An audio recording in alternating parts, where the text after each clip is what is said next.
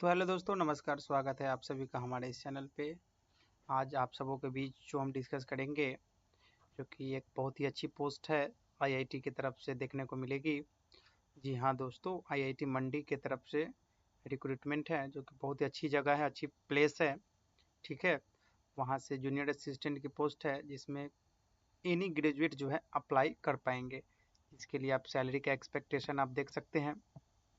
यहाँ पे जो है पे लेवल 3 का है 21,700 से 69,000 के आसपास। ठीक है, तो चलिए हम देखते हैं फटाफट और क्या कुछ क्राइटेरिया है, कैसे अप्लाई करना है, इन सभी चीज़ों को हम डिस्कस कर लेते हैं। तो वीडियो में आप लोग बने रहिएगा और हम आगे बढ़ते हैं। वीडियो देख सकते हैं, ये जो रहा आपका ऑफिशियल वेबसाइट है।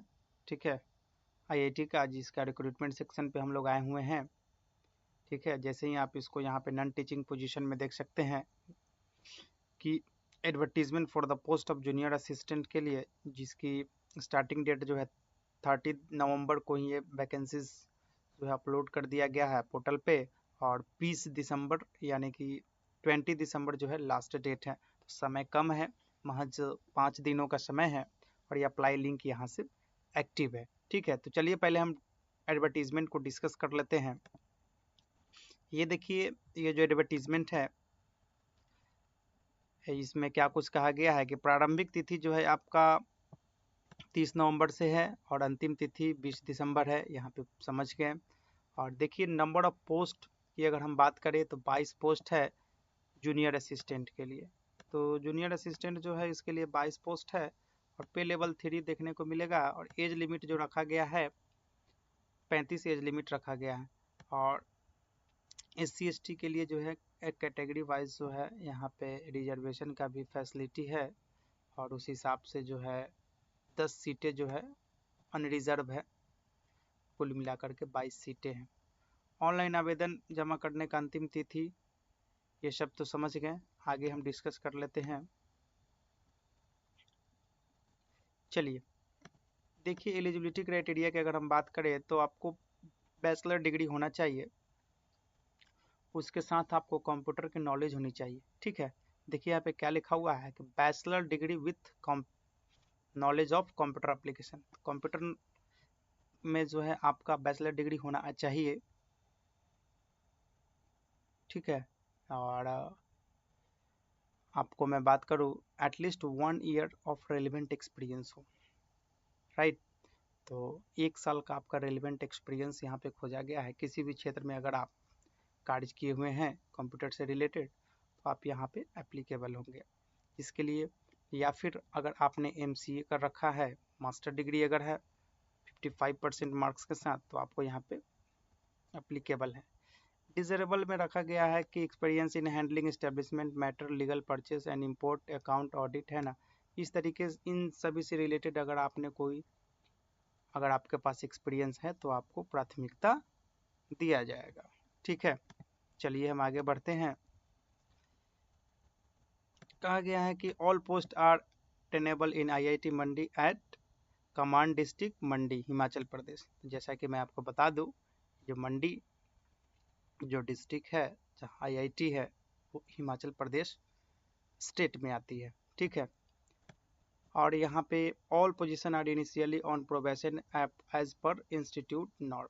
तो कुछ दिन सभी वैकेंसीज में कुछ प्रोबेशन पीरियड होते हैं, तो उस हिसाब से इसमें भी रहेगा।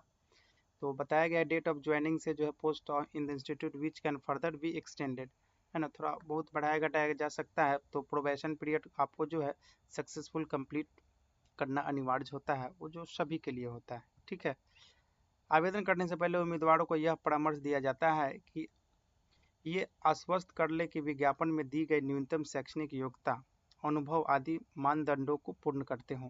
तो आप लोग अप्लाई करते वक्त इस चीज़ों को ध्यान देंगे कि आपका जो एजुकेशनल क्वालिफिकेशंस है कंप्यूटर से रिलेटेड ग्रेजुएट हैं, ठीक है, या फिर मास्टर ग्रेजुएट हैं, तो ही आप लोग एप्लीकेबल होंगे। उम्मीदवारों के सभी शैक्षणिक प्रमाण पत्रों एवं उपाधि किसी मान्यता प्राप्त विश्वविद्यालय से संस्थान से प्राप्त होना चाहिए, जो कि ऑब्वियस होना चाहिए। यहाँ पे कोई भी यूनिवर्सिटी से किए हो, BCA हो या फिर BSc IT हो, कोई भी कंप्यूटर से रिलेटेड आपका ग्रेजुएट होना चाहिए। ठीक है, और आगे आपको सीधी भर्ती पदों के लिए उन व्यक्तियों के संबंध में ऊपरी आयु सीमा 50 वर्ष तक की आयु की छूट दी जाती है जिन्होंने आईआईटी मंडी में अनुबंध या फिर आउटसोर्स या फिर तदर्थ अस्थायी, यानी कि अगर आईआईटी मंडी में अगर आपने काम किया है तो आपको जो है 50 वर्ष की आयु तक छूट दिया जाएगा। इन पदों के लिए आवश्यक अनुभव मान्यकृत सरकारी कार्यालय या फिर विभागों, स्वायत्त संस्थानों एवं संगठित क्षेत्रों में होना चाहिए।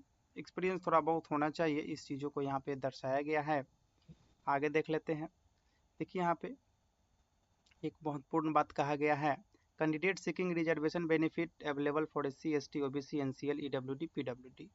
तो कहने का मतलब है कि जो कैंडिडेट एससी एसटी से बिलोंग करते हैं, ओबीसी से या फिर एनसीएल के अंतर्गत आते हैं, तो उनके लिए जो है बेनिफिट अवेलेबल है, वो क्लेम कर सकते हैं इन चीज़ों के लिए। बजाते अगर आप जिस वक्त अप्लाई करेंगे उस वक्त ये जो है वैलिड सर्टिफिकेट जो है आपका एनसीएल वगैरह का या फिर एससी एसटी का होना अनिवार्य होना चाहिए और डॉक्यूमेंट को अपलोड अवश्य करेंगे। ठीक है, आगे देखिए यहाँ पे क्या कहा गया है, valid certificate format prescribe DOPT के द्वारा government of India support their claim at the time of application. वही बात जो मैंने अभी बताई, for availing the benefit of OBC NCL. ठीक है, ensure that they are possess valid NCL EWS certificate prescribe format issued after the 1 April 2024। तो आपको मैं बता दूं 1 अप्रैल के बाद जो है आपका वो रहना चाहिए। ठीक है, एनसीएल सर्टिफिकेट तो ही मान्य होगा। तो इन चीज़ों को थोड़ा सा ध्यान दे देंगे, जिन कैंडिडेट के पास नहीं है वो उपलब्ध कराने का प्रयास करेंगे। ठीक है, आगे आगे जो कहा गया है कि ऑनलाइन आवेदन संस्थान की वेबसाइट iitmandi.ac.in का जो वेबसाइट है उस पर उपलब्ध है, कोई भी इंफॉर्मेशन आप यहाँ से पा सकते हैं। उम्मीदवार अपनी शैक्षणिक योग्यता, वेतन आहरित विवरण, जन्म तिथि हेतु दस्तावेज प्रमाण पत्र या फिर दिव्यांग प्रमाण पत्र, जाति प्रमाण पत्र या फिर अन्य पिछड़ा वर्ग या फिर एनसीएल प्रमाण पत्र के समर्थन में संबंधित दस्तावेज प्रमाण पत्र की स्कैन की हुई प्रतिलिपियां अपभारित करनी होगी, यानी उसको अपलोड करना होगा।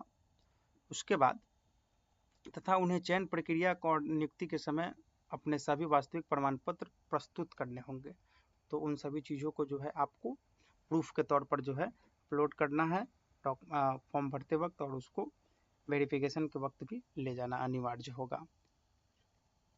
ठीक है, आगे मैं बात करूं तो उम्मीदवार को उपयुक्त प्रारूप में न्यूनतम अपेक्षित अनुभव के समर्थन में प्रमाण पत्रों का अपभारित करना होगा तथा ये प्रमाण पत्र संबंधित जारीकर्ता संगठन द्वारा उनके शीर्ष पत्र पर जारी करने की तिथि, कार्य की विशेष अवधि, पदनाम, प्रत्येक पद के लिए आधारित वेतन सहित प्रदर्शित होनी चाहिए। तो इन सभी चीज़ों को आप लोग ध्यान दे देंगे कि जो भी एप्लीकेंट होंगे वो अपना सर्टिफिकेट जब वो अपलोड करेंगे तो मिनिमम जो रिक्वायर्ड एक्सपीरियंस होगा वो प्रॉपर फॉर्मेट में होना चाहिए। It should be organize letter head, है ना, लेटर हेड में की तरीके से जो है वो ऑर्गेनाइज होना चाहिए, bearing the date of issues, जिस जब आपको वो इशूज किया गया हो। तो ये सब चीज़ों को ध्यान दे देंगे। स्पेसिफिक पीरियड ऑफ वर्क उसमें आपका होना चाहिए, कब से कब तक काम किए हैं अगर आप एक्सपीरियंस लगाते हैं तो। चलिए अब हम फीस की बात कर लेते हैं। फीस के लिए जो अनरिजर्व कैटेगरी में आते हैं उनके लिए 500 होगा एप्लीकेशन फीस, एससी वालों के लिए, एसटी वालों के लिए 300 होगा, वहीं ओबीसी वालों के लिए 400 का एप्लीकेशन फीस रखा गया है। ठीक है, तो इन सभी चीज़ों को ध्यान दे देंगे। और यहाँ पे कहा गया है कि fee once paid shall not be refundable, fee एक बार पेमेंट करने के बाद रिफंडेबल नहीं होगा, जो कि ये ऐसा ही होता है। केवल रेलवे वगैरह में जो हम देखते हैं कि ये सब चीज़ें फैसिलिटी मिलती है फी रिफंड का, बट बाकी तो मैंने किसी चीज़ में नहीं देखा है, बट हो भी सकता है। ठीक है, तो यहाँ पे ये कहा गया है कि फीस जो है रिफंड नहीं होगा। तो ये यही सब वो इन्फॉर्मेशंस है, बाद बाकी इन्फॉर्मेशंस आप देख सकते हैं। चलिए हम आगे बात कर लेते हैं उसको अप्लाई कैसे करना है। ठीक है, तो अप्लाई करने के लिए सबसे पहले आप आईआईटी मंडी का ऑफिशियल वेबसाइट पे आ जाएंगे। ठीक है, आप लोग उसके बाद यहाँ पे फैकल्टी वाले सेक्शन में आ जाएंगे और करेंट ओपनिंग पे क्लिक करेंगे। जैसे ही करेंट ओपनिंग पे क्लिक करेंगे तो इस तरीके का इंटरफेस आएगा, तो उसमें से नॉन टीचिंग वाला सिलेक्ट कर लेना है। तो ये देखिए आपको यहाँ पे लिंक यहाँ पे मिल गया जूनियर असिस्टेंट पोस्ट का, तो आप अप्लाई वाले लिंक पे क्लिक कर देंगे।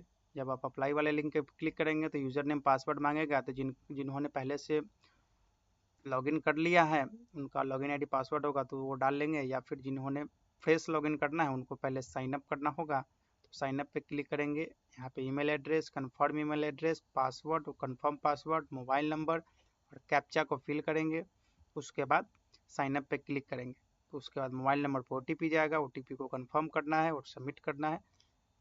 जैसे ही सबमिट करेंगे तो उनको जो है एक लॉगिन आईडी और पासवर्ड मिल जाएगा। लॉगिन आईडी पासवर्ड जब मिल जाए तो आपको लॉगिन पे क्लिक करके लॉगिन कर लेना है, लॉगिन आईडी पासवर्ड डालकर कैप्चा फिल करके लॉगिन कीजिएगा, तो आपका जो है प्रोफाइल ओपन हो जाएगा और अपने प्रोफाइल में जो है डॉक्यूमेंट वगैरह सभी चीज़ें जो है प्रॉपर तरीके से फिल आउट कर लेना है और प्रॉपर डिटेल्स जो है फिलअप करके फॉर्म का पेमेंट वगैरह करके फॉर्म को सबमिट कर देना है। ठीक है, तो आई होप कि ये जो इन्फॉर्मेशन है आप सभी को समझ आ गया होगा, और इन्फॉर्मेशन समझ में आ गया हो तो हमारे वीडियो को लाइक करें, शेयर करें, सब्सक्राइब करें, क्योंकि ऐसे इन्फॉर्मेशन हम लाते रहते हैं जो आप सबों के लिए बेनिफिशियल हो। ठीक है, चलिए फिर मिलेंगे, तब तक के लिए धन्यवाद।